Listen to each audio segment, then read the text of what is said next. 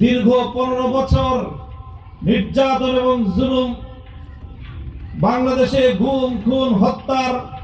স্বৈরতন্ত্র ফ্যাসিবাদের জাতাকল থেকে বাংলাদেশকে মুক্ত করার জন্য যে ঐতিহাসিক জুলাই গণবিপ্লব হলো,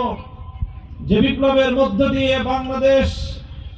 আবার তার স্বকীয় স্বাধীনতার ধারায় ফিরে আসতে সক্ষম হলো, সেই জুলাই বিপ্লবের প্রধান নেতা কে ছিল? সেই জুলাই বিপ্লবের যেমন প্রধান কোন নেতা ছিল না,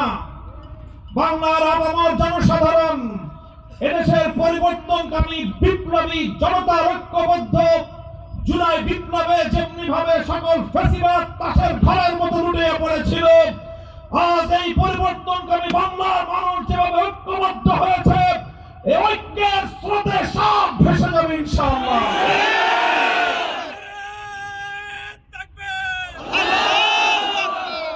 সংগ্রামী জনতা, বিশেষ করে আপনারা পিরোজপুর 2 আসনের মানুষ, শুধু বাংলাদেশ নয়,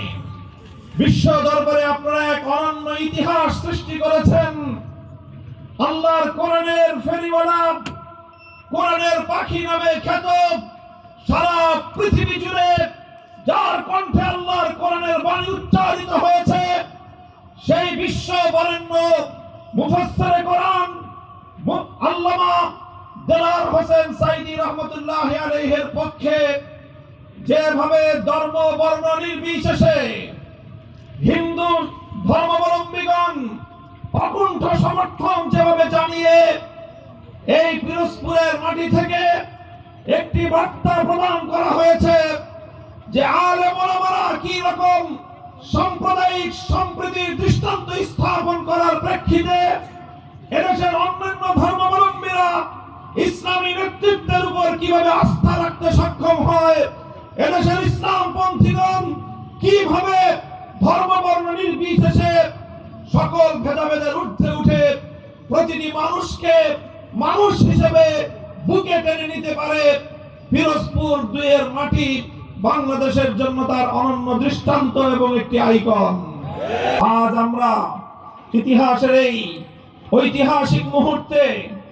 আমরা যে ঐক্য করেছি, আমাদের সেই ঐক্যের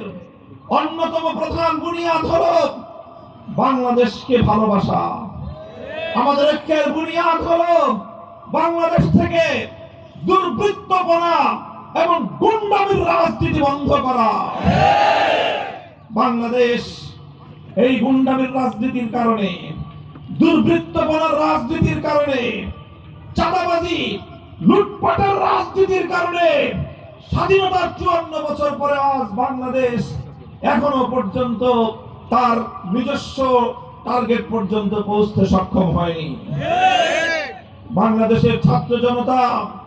রক্ত দিয়ে প্রায় 1.5 সহস্র মায়ের কোল খালি করে